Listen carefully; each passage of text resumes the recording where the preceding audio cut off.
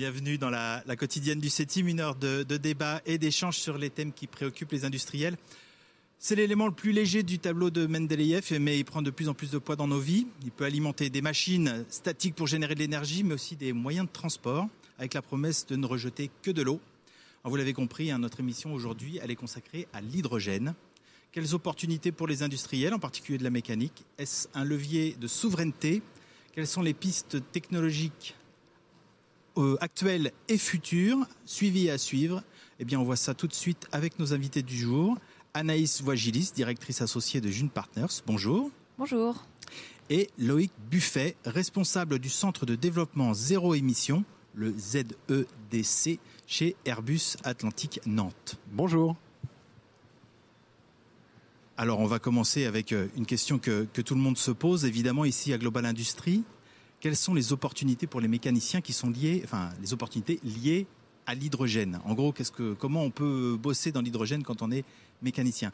D'abord, l'hydrogène. Loïc Buffet, on va revenir un petit peu avec vous juste pour fixer les idées. L'hydrogène, c'est un élément qu'on connaît depuis toujours et qu'on utilise déjà depuis un moment. Oui, alors moi j'ai la chance de travailler et le privilège de représenter Airbus aujourd'hui, donc je peux vous dire que Airbus, on n'est pas les premiers à parler d'hydrogène. Le premier vol à propulsion hydrogène cryogénique, c'était en 1988, c'était un avion russe, donc le Tupolev 155. Donc c'est quelque chose c'est une technologie qui est déjà pas démontrée naturellement, qui est en cours de développement, mais qui depuis des années suscite l'intérêt de nombreux industriels, de nombreux mécaniciens. Donc pour revenir à votre toute première question, l'hydrogène, il faut le voir à la fois au début de la chaîne de production, donc comment on produit l'hydrogène, donc c'est premier élément, première opportunité pour les mécaniciens, comment on le comprime, comment on le stocke, soit sous sa forme gazeuse ou liquide, et puis enfin comment on le distribue, comment on l'utilise, quels que soient les usages industriels, terrestres, maritimes ou aériens. La production, c'est presque un boulot de chimie, on va dire. Faut trouver une solution pour transformer certaines choses aller chercher l'hydrogène dans des molécules existantes. Oui, c'est ça en fait. Moi, je suis pas spécialiste de la production, mais de manière très simple, il y a trois manières de récupérer l'hydrogène, soit à partir d'éléments bionaturels, comme le gaz naturel par exemple, soit à partir d'eau, notamment l'électrolyse de l'eau. Et puis j'en oublie la troisième parce que c'est le stress du direct, mais principalement il y a la biomasse, il y a le gaz naturel, le méthane, voilà, par exemple le méthane qui est le plus commun, et puis l'électrolyse de l'eau. Donc j'ai retrouvé les trois. Dans des voitures, on a déjà essayé pas mal il y a quelques années de faire des choses avec du méthanol. Oui. Craquer le méthanol pour récupérer l'hydrogène. Donc c'est une réaction très simple Quand on parle d'électrolyse de l'eau, il s'agit de casser la molécule d'eau pour justement produire de l'hydrogène, produire de l'oxygène qui peut être soit rejeté, soit réutilisé et générer un courant électrique. Et donc pour ce qui est du méthane par exemple, le procédé le plus courant c'est le vaporéformage du méthane. Donc de la vapeur, donc de l'eau à très haute température, du méthane pour produire de l'hydrogène, avec l'inconvénient bien sûr que là on génère énormément de CO2. Oui, c'est ça, parce qu'en fait l'hydrolyse de l'eau fait rêver tout le monde. On se dit c'est fantastique, on va mettre une éolienne, on va faire du courant avec et puis on va récupérer de l'hydrogène et de l'oxygène, ça va être formidable, ça va être très bien. Mais en fait quand on fait de l'hydrogène actuellement, c'est plutôt en craquant des molécules des dérivés du pétrole et en fait c'est pas si propre quoi. Non. Ce qui fait que ça peut être polluant comme ça peut être pas polluant finalement l'hydrogène. On parle production, on parle stockage ensuite, parce qu'effectivement, quand on a produit cet hydrogène, il faut le stocker quelque part. Alors là, par contre, c'est des choses que vous connaissez très très bien.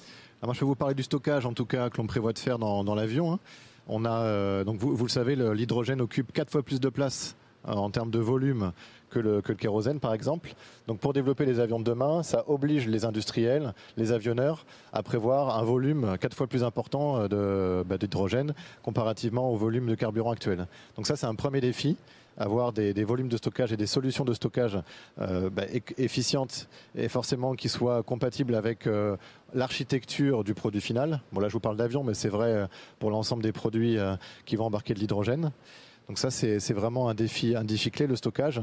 Et après, en fonction de comment est stocké l'hydrogène, soit sous une forme gazeuse, soit sous une forme cryogénique, là aussi, il faut imaginer des solutions de stockage qui sont complètement différentes. Donc le tronc commun, c'est bien sûr la résistance à la pression en fonction des pressions qui sont embarquées. Le tronc commun, c'est aussi toute la partie étanchéité, parce que vous l'avez dit au début, on est sur la molécule la plus petite qui soit.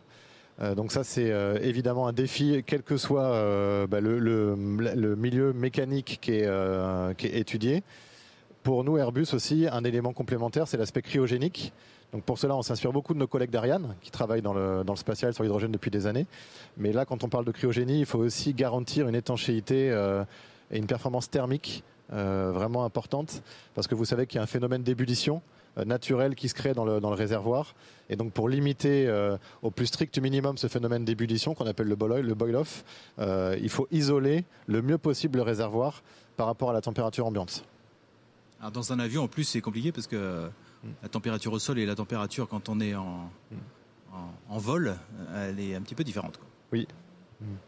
Effectivement, c'est un petit peu touchy quand même, Ce qui est touchy, c'est que tout ce qu'on évoque en ce moment sur la partie stockage, donc le réservoir, il faut aussi l'appliquer à la distribution. Si on imagine distribuer de l'hydrogène sur plusieurs mètres ou plusieurs dizaines de mètres jusqu'à un turboréacteur par exemple, il faut appliquer les mêmes conditions, la même performance d'étanchéité, de performance thermique, de résistance à la pression. Ça veut dire aussi un certain nombre de vannes de sécurité tout au long des circuits pour garantir qu'on est dans les bons niveaux de pression et pouvoir faire cette ébullition naturelle, cet échappement naturel de l'hydrogène gazeux si jamais on a des niveaux de pression qui sont dans la limite de ce qui est acceptable.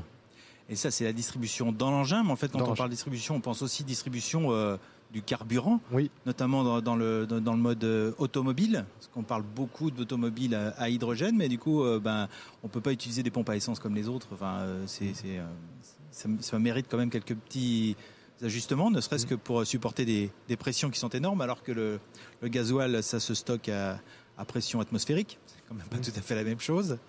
Là aussi, il y a des défis pour les industriels. Il y a de la place parce qu'effectivement, tout est à faire, hein. Après, il y a effectivement l'utilisation. La distribution, c'est bien, c'est d'aller dans une station ou d'aller au pied de l'avion. Et puis après, il faut effectivement arriver à remplir son réservoir ou ses réservoirs, parce que manifestement, ça prend plus de place. Donc en fait, sur toute cette chaîne, on voit qu'il y a des pièces mécaniques en fait. Oui. Vous nous rassurez. Complètement. Oui, complètement. Le stockage, la distribution. Là, j'ai pas le détail en tête ou les chiffres en tête, mais pour avoir échangé avec des personnes de Hydrogen Europe il y a quelques semaines, il est prévu d'installer de mémoire 100 refueling stations à hydrogène pour la mobilité terrestre par année. Donc il y en a à peu près entre 100 et 200, c'est l'ordre de grandeur en Europe. Donc imaginez bien que d'ici 10 ans, c'est bien plus de 1000 stations hydrogène qui seront développées sur le territoire européen. Donc on parle d'une station tous les 100 à 150 km. Donc évidemment, il y a l'alimentation de ces stations en hydrogène, donc toute la partie logistique amont pour alimenter ces stations. Il y a l'opération de ces stations elles-mêmes, toute la partie usage qui en découlera. Donc on est sur un développement, en tout cas, je ne sais pas si massif, c'est le bon terme, en tout cas un développement quand même très fort, une forte accélération des solutions hydrogène, quel que soit le domaine. Oui. Anaïs, vous êtes on parlera de l'hydrogène comme levier de souveraineté ensuite. Vous êtes en contact avec beaucoup d'entreprises au quotidien. L'hydrogène pour eux c'est quoi, et notamment de l'industrie manufacturière. L'hydrogène, ils en parlent comme quelque chose, c'est un rêve ou c'est un marché qu'ils envisagent? Alors aujourd'hui, on va différencier entre les usages que les entreprises peuvent faire de l'hydrogène. Et dans ce cas-là, on va avoir des maturités sectorielles qui sont extrêmement différentes. C'est-à-dire qu'aujourd'hui, l'hydrogène est surtout vu comme une solution pour décarboner les industries lourdes, notamment tout ce qui va être production d'acier, d'aluminium. Ce qui pose des questions parce que, en fait, dans la décarbonation, on met souvent en avant l'hydrogène alors qu'il y a peut-être des solutions alternatives. Et qui pose la question de est-ce qu'on arrive à acheminer de l'hydrogène vert jusqu'à ces sites de production. Parce qu'aujourd'hui, il faut quand même rappeler que 95% de l'hydrogène produit en France est issu d'énergie fossile. Donc si on veut passer à 100% Alors, il y a 60% de l'hydrogène produit qui est à destination de la production de pétrole.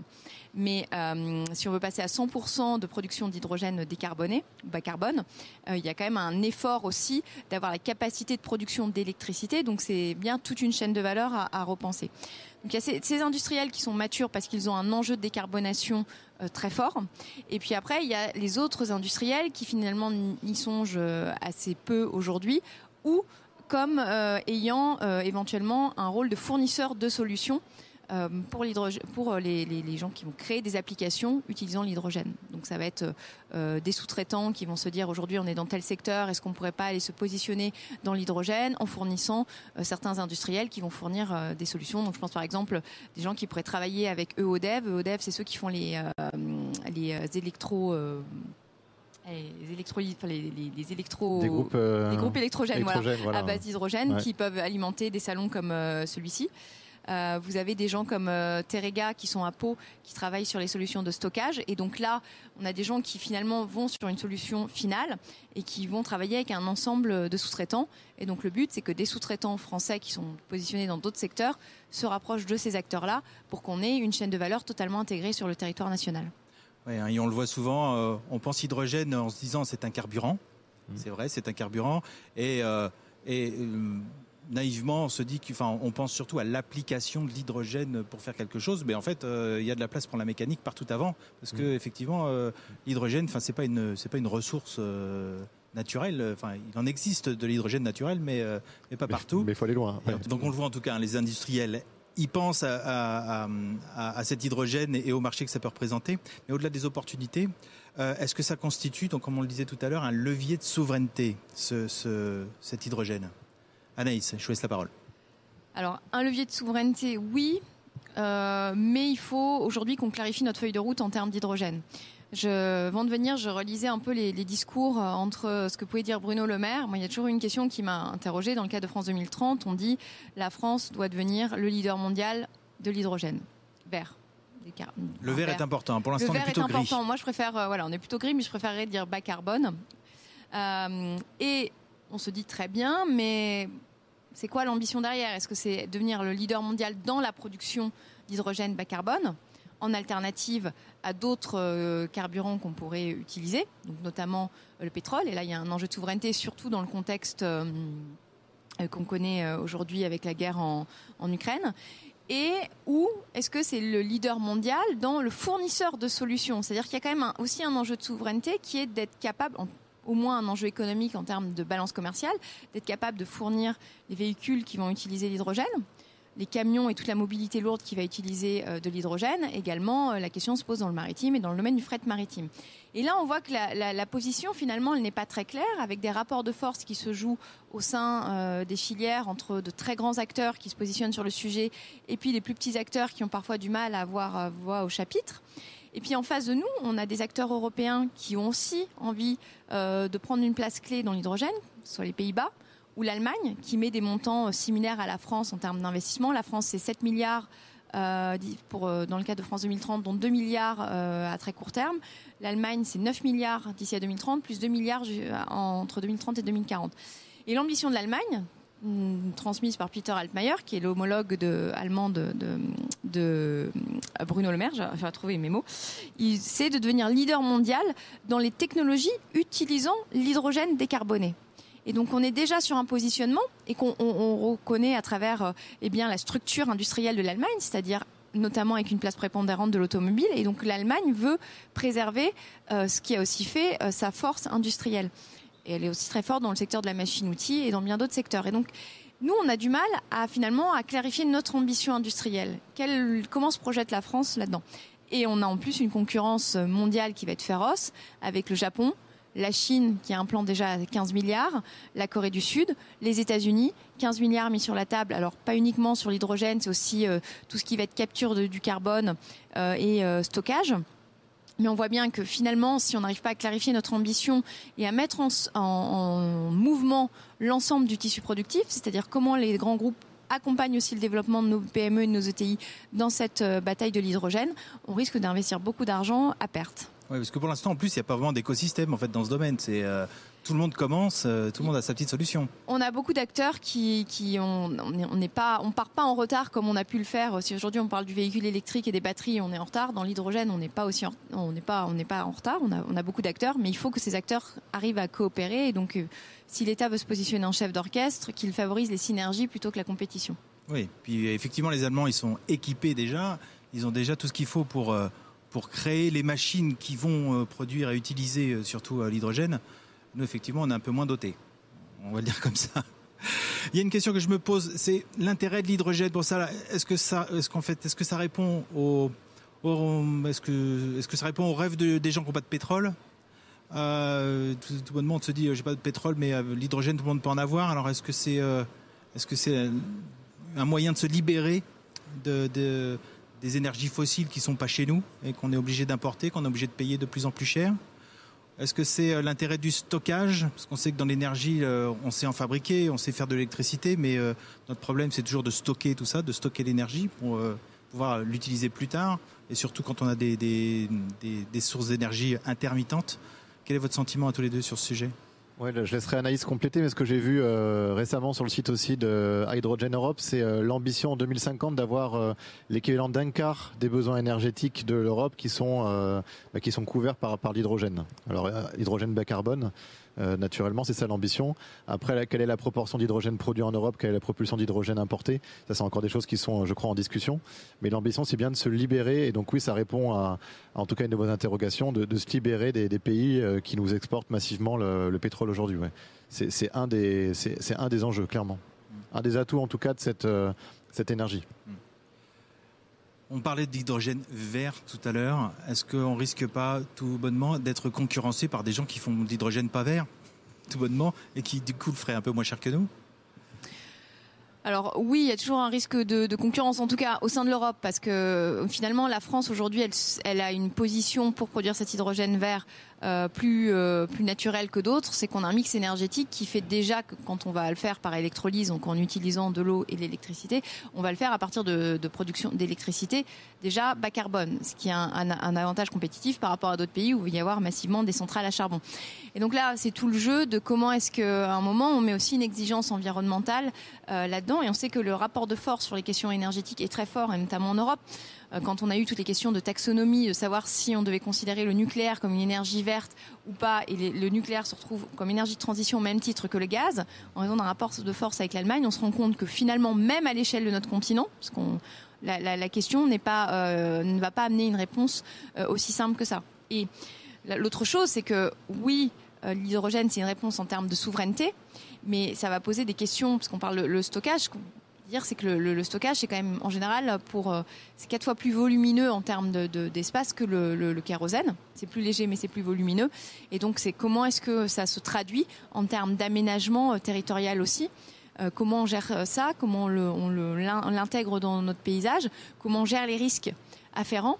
Et toutes ces questions, on n'en est qu'aux prémices, et il va falloir accélérer si on veut espérer préserver notre souveraineté et prendre une marge d'avance sur ceux qui pourraient nous concurrencer sur du moins cher. Et puis il y a des industriels qui sont aussi en train de s'entendre pour essayer de travailler un hydrogène décarboné beaucoup moins cher.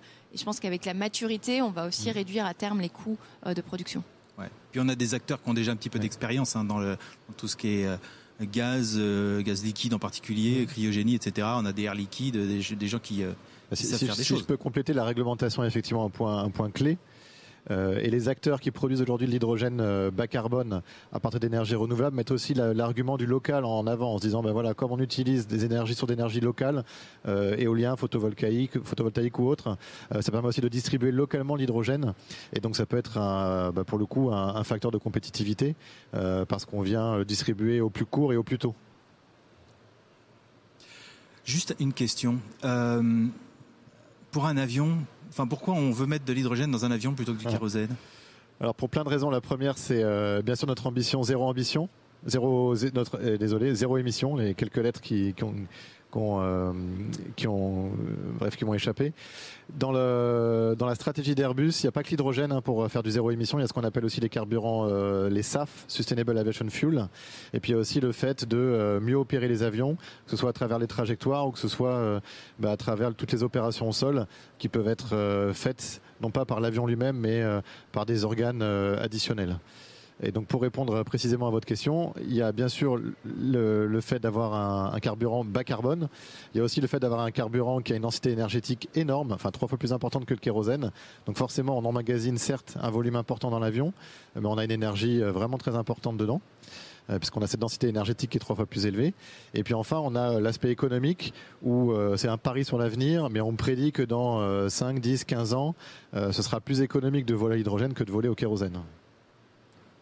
Donc voilà, il y a toujours pour une fois c'est l'environnement qui prend le dessus. C'est l'environnement qui prend le dessus. On veut d'abord réduire les émissions et puis après il y a un aspect économique alors que d'habitude c'est plutôt justement on fait de l'environnement pour des raisons économiques. Curieux. Non, mais oui, mais pas tellement, parce que je pense qu'un jour on va se rendre compte qu'il y a aussi un enjeu économique à traiter la question environnementale. Il y a une chose, je pense, qui peut être intéressante à préciser, c'est que on se demande pourquoi l'aéronautique, enfin l'aérospatiale de manière générale, c'est clé, mais c'est parce que c'est 2,5% des émissions de CO2, mais 5,1% des causes du réchauffement climatique, et notamment en raison d'émissions qui ne sont pas que des émissions carbone, les traînées de condensation qui ont un rôle dans l'effet de serre, ce genre de choses, et que donc ces alternatives peuvent être intéressantes, mais elles vont aussi obliger, je pense, mais vous êtes plus expert que moi, à repenser peut-être nos habitudes de vol, puisque si je m'abuse avec l'hydrogène, c'est des vols qui vont être un peu plus longs. Pas forcément, mais en tout cas on est sur des vols plus courts, ouais, donc on sera sur des distances au début de 1000 à 2000 nautiques, donc on est sur du moyen court courrier, on est sur des vols continentaux. Et on pourra embarquer qu'une centaine de passagers maximum. Donc c'est sûr que en termes si on veut aller loin, pour le coup, il faudra prendre plusieurs avions. Mais comme vous l'avez dit, ce qui est important pour l'industrie aéronautique, c'est pas de regarder uniquement l'effet sur le carbone, mais regarder aussi l'effet sur les NOx, donc les oxydes d'azote, les émissions de NOx, les émissions de traînées de condensation. En fait, on regarde le potentiel de réchauffement global et l'impact de ce carburant alternatif et des solutions qu'on va implémenter dans l'avion pour limiter ce potentiel de réchauffement. Ouais, c'est pas juste un caprice, hein, c'est vraiment une solution là pour le coup. Non, mais on le voit plus là que pour l'automobile. L'automobile, on s'est rué sur les batteries, sur les véhicules électriques, mais on a besoin de quantités d'énergie qui sont nettement moindres. Voilà. Et là, effectivement, c'est une solution. On fait pas un proto juste pour voir comment ça fait. Il y a une réalité industrielle et économique derrière quand même. Oui. Oui, pour la question que vous allez peut-être me poser après, mais en termes d'utilisation de l'hydrogène, on est vraiment sur une utilisation qui est hybride, soit de la combustion directe, comme on le fait avec le kérosène aujourd'hui, dans la chambre à combustion du réacteur. Donc ça sous-entend quand même des modifications assez fortes sur le réacteur en lui-même, hein, puisque notamment les températures de combustion sont pas les mêmes. Toute la partie refroidissement qui était en partie réalisée par des échangeurs thermiques avec le kérosène, pour le coup, ne pourra pas être assurée de la même manière avec l'hydrogène. Donc là, je vous donne 2 exemples qui montrent les domaines technologiques dans lesquels les motoristes, principalement, vont devoir travailler. Et pour notre prochain laboratoire volant, on a donc c'est un 380 qu'on va rétrofiter pour embarquer un 5e moteur qui lui tournera à l'hydrogène. On s'est associé à CFM pour le réaliser. Donc c'est eux en fait qui vont plancher sur cette fameuse chambre à combustion et l'ensemble propulsif compatible de brûler de l'hydrogène. Et donc l'autre manière de l'utiliser, c'est plutôt une manière hybride assez proche de l'automobile, mais là encore on a encore tout à développer dans l'aéronautique. Donc ce serait d'avoir des moteurs électriques qui auraient du courant distribué grâce à la création d'électricité fournie par une pile à combustible. Alors justement, on va passer sur la 3e partie où là on va se faire plaisir, en tout cas pour les technophiles et les mécaniciens et tous les industriels qui nous parlent, enfin qui nous regardent, pardon. Mobile ou pas, c'est quels sont les défis technologiques. Alors on en parle, il y a juste une question, on peut se replonger là-dessus. L'hydrogène, c'est un carburant. On dit qu'on peut utiliser un moteur classique dans un avion ou aussi dans une voiture en mettant de l'hydrogène. Vrai, faux ? Non, c'est pas tout à fait un moteur classique, ouais. Parce que effectivement, quand on regarde la réaction, on a une réaction donc avec un combustible et un comburant, hydrogène-oxygène et une source de chaleur. mais tout l'environnement autour est différent en fait. Si on regarde donc le moteur à réaction tel que je vous l'ai exprimé juste avant, alors je suis pas un spécialiste, mais ce que je comprends, c'est que tous les phénomènes, mais les matériaux doivent être revus parce qu'on n'est pas dans les mêmes températures et on n'a pas une réaction du même ordre. Donc il y a un travail sur les matériaux. Il y a un travail sur la thermique parce que la manière de conduire les flux et puis la manière de les refroidir seront forcément différents. Il y a un travail sur l'étanchéité, parce que vous l'avez dit en introduction, c'est aussi une molécule qui a une volonté forte de s'échapper. Donc pour tous les mécaniciens, quel que soit le domaine, mais pour les motoristes, c'est vrai dans l'aéronautique, c'est vrai probablement dans les autres domaines, il y a toute cette partie-là à regarder. Ouais. Oui, parce qu'en fait, c'est un passe-muraille quand même l'hydrogène. Oui. Tout est perméable à l'hydrogène, c'est effrayant. Oui, et c'est pour ça que dans nos développements actuels, on regarde toutes les solutions de stockage, distribution. Et ce qui est important, bien sûr, c'est de les dimensionner très correctement avec nos partenaires mécaniciens sur l'aspect résistance à la pression, résistance à la fuite. Sont vraiment des choses importantes. Et puis ce qu'on regarde, c'est le comportement thermique de l'hydrogène stocké dans ces fameux réservoirs. Ce qu'on souhaite, comme on l'exprimait au début, c'est de limiter la perte naturelle, parce qu'on sait aussi que la perte est un enjeu fort. Dernièrement, il y a eu quelques études qui ont expliqué que effectivement les pertes d'hydrogène dans l'atmosphère pouvaient aussi avoir un effet sur le réchauffement. Donc l'objectif, c'est de l'utiliser et d'utiliser peut-être pas 100%, mais 99%, mais pour avoir un niveau de perte vraiment très faible et du coup avoir l'effet escompté sur le réchauffement. Ouais, pas polluer avec les pertes. L'hydrogène, ça fragilise aussi. C'est pareil, ça fragilise les pièces mécaniques, le métal. Oui, il y a un vrai défi pour tous ceux qui travaillent dans les matériaux là, pour effectivement regarder comment se comportent les matériaux sur leur durée de vie par rapport à cette fragilisation dont vous parlez. Ouais. Oui. Il y a un enjeu de sécurité quand même aussi avec toute cette techno-là. L'hydrogène, c'est associé à l'oxygène en conditions stoichiométriques, c'est pas très très bon. Ouais, c'est quelque chose, je pense, qui est forcément maîtrisé par un paquet d'industriels plutôt oil and gas. Quand on voit nos partenaires comme Air Liquide ou même des industriels comme Ariane, ils maîtrisent ce sujet-là depuis des dizaines d'années puisqu'ils le pratiquent. Donc pour toutes les personnes qui se lancent dans l'hydrogène, c'est évident qu'il y a des compétences à acquérir, une compréhension globale de comment fonctionne cette molécule et de toutes les installations à mettre en œuvre pour se prémunir du moindre accident. L'objectif, c'est vraiment d'éviter l'accident quoi qu'il arrive. Ouais. Allez, si on commence à avoir des accidents avec l'hydrogène, évidemment, historiquement, on pense à des éplins qui brûlent, mais on a quand même dépassé ça depuis longtemps. Quels sont les points qui restent bloquants ?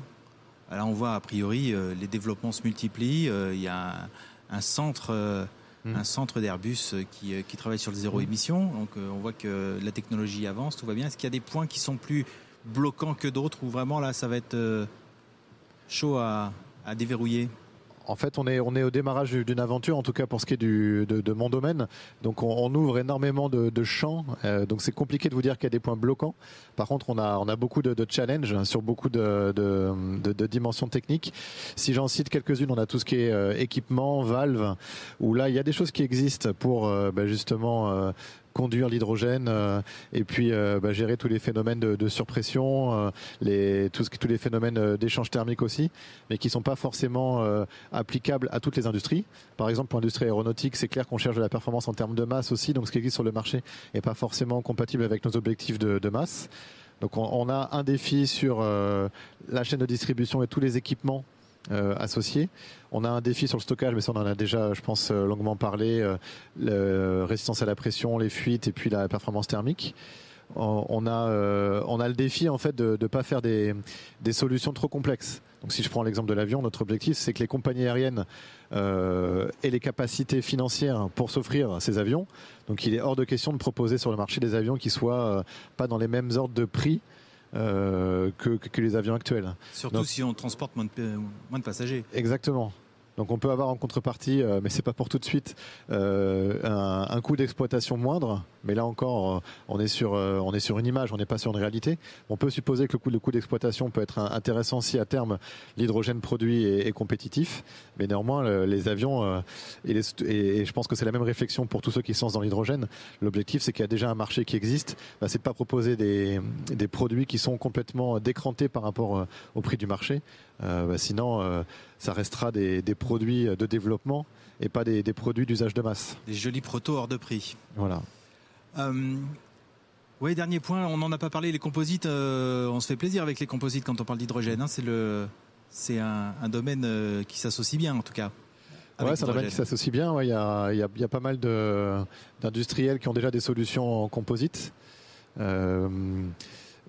Moi, c'est un domaine que je regarde aussi, mais dans l'aéronautique, c'est toujours l'étape d'après. C'est-à-dire qu'on cherche à se rassurer avec des solutions qui sont métalliques, qui sont par nature plus lourdes, mais en tout cas au démarrage plus simple à mettre en œuvre. Et puis effectivement, l'étape d'après, alors je ne sais pas si on parle de dans 5 ou dans 10 ans pour nous. Pour certains, c'est aujourd'hui, mais pour nous, ce sera plus tard. C'est des solutions composites, oui.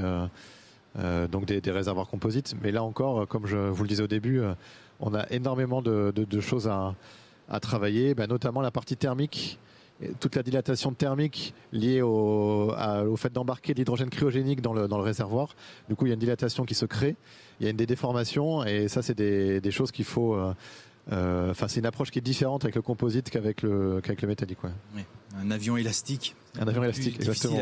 À gérer. Juste, Anaïs, pour finir, on est d'accord que l'hydrogène, c'est super, mais ça veut dire une espèce de redéfinition un petit peu sur du paysage français justement en termes d'énergie et de choses comme ça. Il faut se recaler sur ces besoins-là, quoi. L'hydrogène, oui, c'est super, et comme d'autres solutions, et ça envisage vraiment une stratégie de compréhension des chaînes de valeur et où on veut se positionner dans les chaînes de valeur, et une stratégie d'aménagement du territoire et de production d'énergie en conséquence. Donc c'est très bien, mais il va falloir qu'on aille encore un peu plus loin dans la feuille de route de ce que sera l'hydrogène en France d'ici à 2030. Il y a encore un petit peu de travail. Tiens, juste, on n'a pas dit un avion Airbus qui vole à l'hydrogène, c'est pour quand?